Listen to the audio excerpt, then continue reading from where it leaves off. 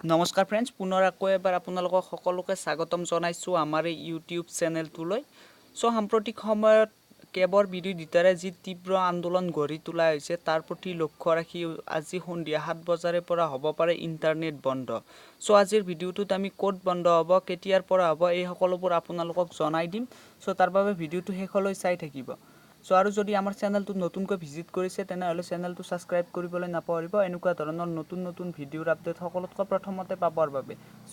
দেৰি নকৰি আজিৰ ভিডিঅ'টো আৰম্ভ কৰোঁ।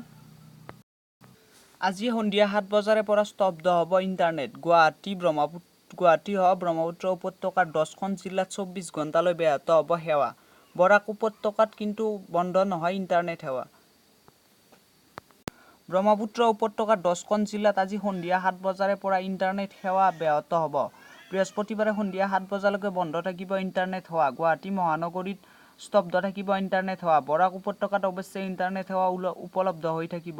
গৃহ আৰু ৰাজ্যিক বিভাগৰ অতিৰিক্ত সচিব সঞ্জয় কৃষ্ণই এই কথাটো জানিবলৈ দিছে।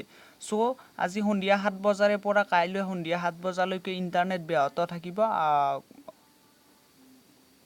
ব্ৰহ্মপুত্ৰ উপত্যকাৰ 10খন জিলাত। ভিডিঅ'টোত ইমানখিনিয়ে জনালোঁ। যদি ভিডিঅ'টো নিশ্চয় ভাল লাগে তেনেহ'লে লাইক এটা কৰিব আৰু আমাৰ চেনেলটো ছাবস্ক্ৰাইব কৰিবলৈ নাপাহৰিব। ধন্যবাদ।